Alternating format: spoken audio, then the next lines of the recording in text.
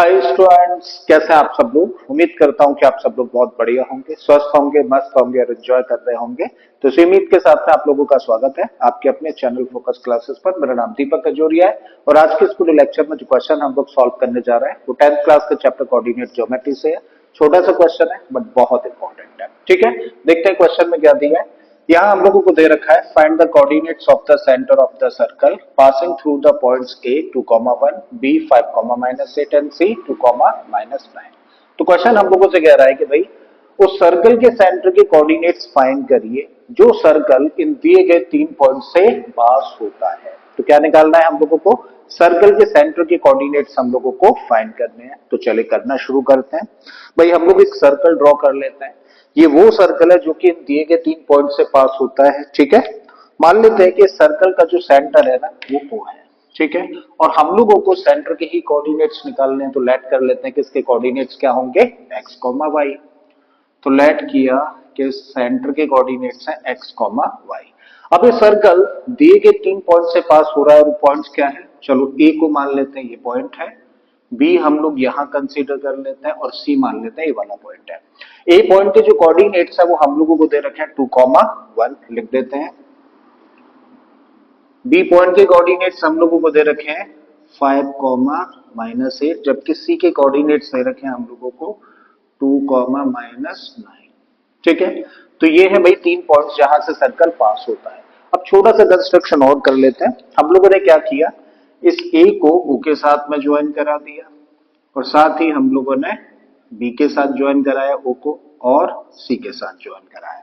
तो इस तरीके से हम लोगों ने कंस्ट्रक्शन कर दिया। अब जितनी चीजें हम लोगों ने करी एक बार लिख देते हैं। ठीक है, तो लेट किया है हम लोगों ने, let the coordinates of the circle, coordinates of the center of the circle, center of the circle b x, y। मान लिया कि कोऑर्डिनेट्स क्या है सेंटर के, x, y। अब जब हम लोगों ने इतना कंस्ट्रक्शन कर लिया है तो हम लोग क्या देख रहे हैं कि भाई ए ओ क्या है, रेडियस है, बी ओ क्या है, ये भी रेडियस है और सी ओ भी रेडियस है और एक ही सर्कल की रेडियस है तो तीनों कैसी होंगी, आपस में इक्वल होंगी।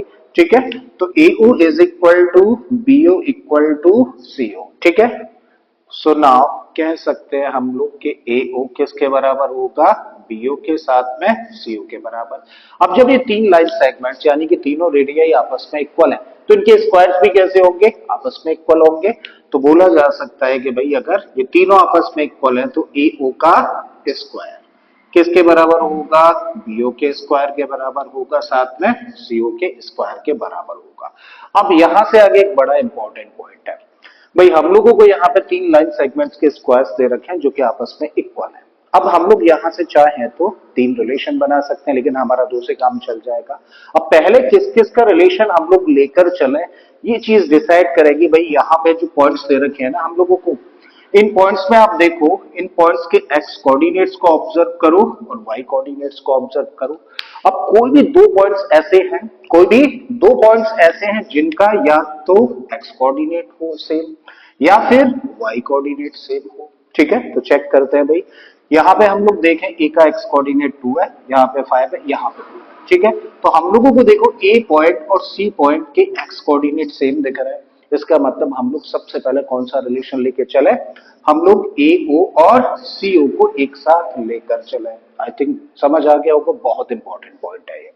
राइट, तो कौन सा रिलेशन पहले उठा रहे हैं हम लोग, ए ओ और सी ओ वाला। तो अगर ये तीनों लाइन सेगमेंट्स के स्क्वायर आपस में इक्वल हैं तो बोला जा सकता है कि ए ओ का स्क्वायर सी ओ के स्क्वायर के बराबर होगा। आल्सो एक रिलेशन और पकड़ लीजिए, चलिए दोनों को ले लेते हैं। ए ओ का स्क्वायर इक्वल टू बी का स्क्वायर होगा। ठीक है, अब देखो इस पर काम कर रहे हैं हम लोग। सबसे पहले यहां पे हम लोग देख रहे हैं क्या लिखा हुआ है, ए ओ का स्क्वायर। अच्छा, ए ओ का मतलब क्या है, ए ओ का मतलब है पॉइंट ए और ओ के बीच की डिस्टेंस। और अगर डिस्टेंस का जिक्र चला है तो जाहिर है डिस्टेंस फॉर्मूला यूज करेंगे। और डिस्टेंस फॉर्मूला होता क्या है भाई, डिस्टेंस निकालने का फॉर्मूला होता है दो पॉइंट्स के बीच की x2 माइनस x1 का whole square plus y2 minus y1 का होल स्क्वायर। और अगर हम लोग दोनों साइड्स का स्क्वायर कर दें, मतलब डिस्टेंस का स्क्वायर कर दें, तो ये बन जाएगा डी स्क्वायर और इधर स्क्वायर करेंगे तो रूट हट जाएगा तो क्या मिलेगा x2 माइनस x1 का whole square plus y2 minus y1 का होल स्क्वायर। तो कभी भी अगर हम लोगों को डिस्टेंस का स्क्वायर निकालना होता है तो यही फॉर्मूला यूज करते हैं, बस उसके अंदर रूट सिंबल नहीं होता। करेक्ट है। तो हम लोगों को ए और बी के बीच की डिस्टेंस का स्क्वायर चाहिए तो क्या करें, जब दो पॉइंट्स के बीच की डिस्टेंस हम लोग क्या करते हैं, तो एक पॉइंट के कोऑर्डिनेट्स को तो x1 y1 मान लेते हैं और दूसरे पॉइंट के कोऑर्डिनेट्स को मानकर चलते हैं x2 y2।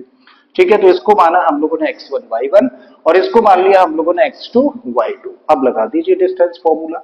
तो AO के स्क्वायर की जगह पे क्या रख सकते हो, देखो x2 माइनस x1 और x2 का मतलब x और x1 का मतलब 2 है। ठीक है, तो रखो यहाँ पे भाई x माइनस 2 का whole square plus y2 minus y1 का होल स्क्वायर होता है, तो y2 की जगह पर y है और y1 की जगह पर 1 है, तो लिख सकते हैं y माइनस 1 का होल स्क्वायर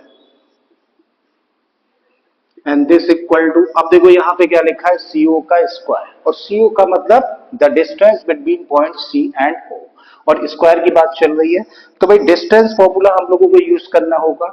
और ऐसे में हम लोग क्या करते हैं, एक पॉइंट के कोऑर्डिनेट्स को मानकर चले x1 y1 और दूसरे पॉइंट के कोऑर्डिनेट्स को x2 y2 और सिंपली वाला फॉर्मूला लगा दें। तो यहाँ पे लिख सकते हैं x2 माइनस x1 का मतलब x माइनस 2। ठीक है, तो यहाँ पे हम लोगों ने रखा x माइनस 2 का होल स्क्वायर, फिर y2 माइनस y1 का होल स्क्वायर, तो y में से माइनस करेंगे माइनस 9 को, तो एक नेगेटिव नंबर को माइनस करेंगे तो प्लस हो जाना है, तो क्या लिखेंगे y प्लस 9। तो यहाँ पे हम लोगों ने रख दिया y प्लस 9 और इसका होल स्क्वायर। अब हम लोग देख रहे हैं, देखो इक्वल के इधर उधर, यहाँ पे ये टर्म और ये टर्म सेम है, यानी कि x माइनस 2 का होल स्क्वायर इधर भी और x माइनस 2 का होल स्क्वायर इधर भी है, कैंसिल कर दिया हम लोगों ने। इधर देखें तो y माइनस 1 का होल स्क्वायर है, looking like a minus b का होल स्क्वायर, तो a square plus b square minus 2ab से एक्सपेंड कर दें, तो इसको लिखा हम लोगों ने a स्क्वायर यानी कि y square plus b square का मतलब 1 स्क्वायर माइनस 2ab का मतलब माइनस का 2y। यहाँ पर a प्लस बी के होल स्क्वायर से इसको एक्सपेंड करें तो a स्क्वायर का मतलब y स्क्वायर और b स्क्वायर का मतलब बना 81 और 2ab का मतलब प्लस का 18y। आई थिंक बात यहाँ तक समझ आ गई। इक्वल के इधर उधर फिर से देखें तो y स्क्वायर इधर भी है, y स्क्वायर इधर भी है, भाई कैंसिल हो गया। 1 का स्क्वायर का मतलब 1 माइनस का 2y एज इट इज रखा, इधर क्या है 81 प्लस का 18y एज इट इज। अब हम लोग वेरिएबल्स एक तरफ और कांस्टेंट एक तरफ लेके जा रहे हैं, 1 अपने प्लेस पर रखो, इसको ट्रांसपोज करेंगे तो माइनस का 81 हुआ, ये अपने प्लेस पर है 18y और इसको ट्रांसपोज कर रहे हैं तो प्लस में 2y हो गया। ठीक है, 18y प्लस 2y मिलकर होगा 20y और 1 माइनस 81 का मतलब हुआ माइनस का 80। तो इस तरीके से y की वैल्यू आ गई माइनस का 80 अपॉन 20, कैंसिल आउट कर दें तो माइनस का 4। इसका मतलब देखो y की वैल्यू हम लोगों ने निकाल दी है और y की वैल्यू कितनी आ गई, माइनस का 4 आ जाती है। ठीक है, अब आते हैं देखो हम लोग इस रिलेशन पर, तो भाई थोड़ा सा स्पेस हम लोग करें।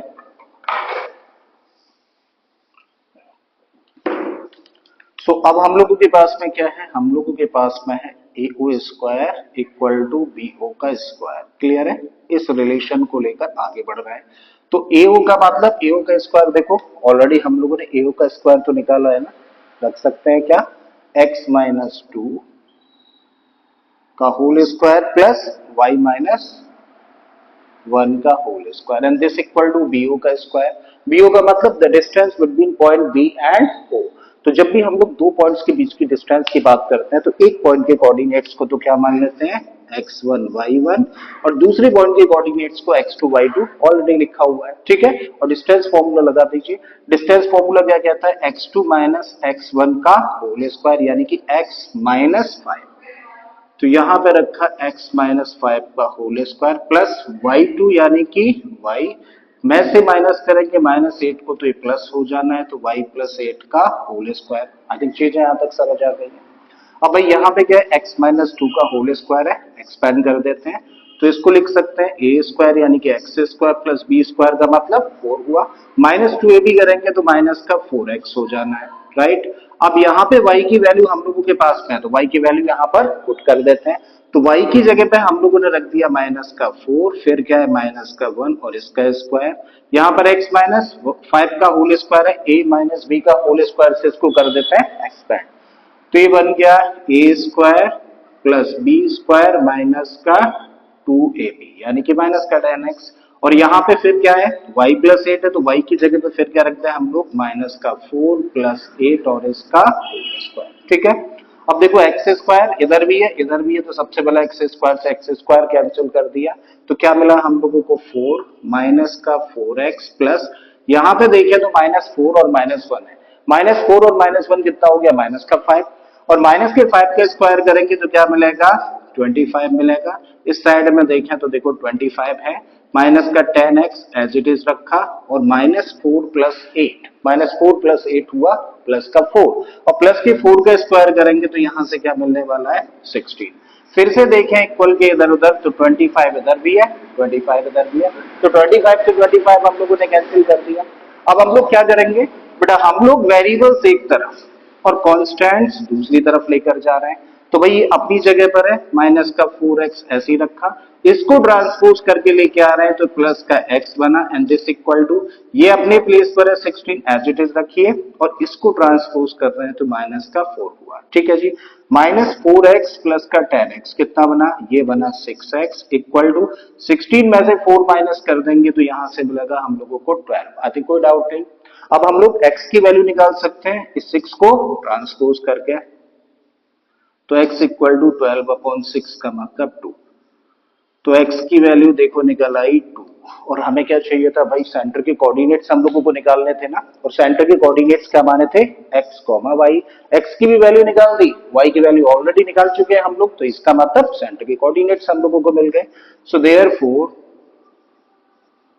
The coordinates of the centre be सबसे पहले x कोऑर्डिनेट यानी कि 2 फिर y कोऑर्डिनेट जो कि कितना है -4 और ये हो गया आंसर इस क्वेश्चन का। कभी कभी इस क्वेश्चन में हम लोगों से रेडियस भी पूछ ली जाती है also find the radius of the circle.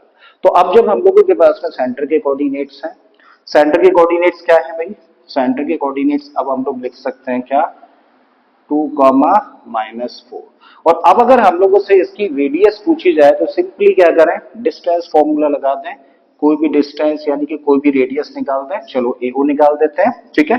तो एओ इक्वल टू चलिए यहां पर निकाल देते हैं थोड़ा सा स्पेस करके एओ इक्वल टू √x2 - x1 यानी कि 2 - 2 तो 2 - 2 का होल स्क्वायर प्लस y2 और y2 कितना है -4 है और y1 कितना है 1 है तो इसका whole square. So this becomes क्या 2 - 2 का मतलब 0 और 0 का स्क्वायर 0 -4 और -1 का मतलब हुआ -5 और माइनस के 5 का स्क्वायर करेंगे तो 25। तो फाइनली क्या मिला √25 इसका मतलब ईओ कितना आ गया 5 यूनिट्स निकल कर आ जाता है। ठीक है। तो यहाँ डिस्टेंस की बात कर रहे हैं इसलिए नेगेटिव आंसर नहीं हो सकता तो हम लोगों ने सिर्फ पॉजिटिव वैल्यू ली है। तो रेडियस भी अगर निकालनी होती तो इस तरीके से हम लोग रेडियस भी फाइंड कर सकते थे। तो मुझे उम्मीद है कि आप लोगों के क्वेश्चन समझ आ गया होगा। अगर ऐसा है तो प्लीज वीडियो को लाइक कर दें चैनल को सब्सक्राइब कर लें और बाकी इसी तरीके के क्वेश्चन को देखने के लिए प्लेलिस्ट में चले जाइए। ऑलरेडी इस तरीके के बहुत सारे क्वेश्चन आपका वेट कर रहा है। फिर से आता हूँ एक और क्वेश्चन के साथ में। Till then keep learning and thank you for watching this video.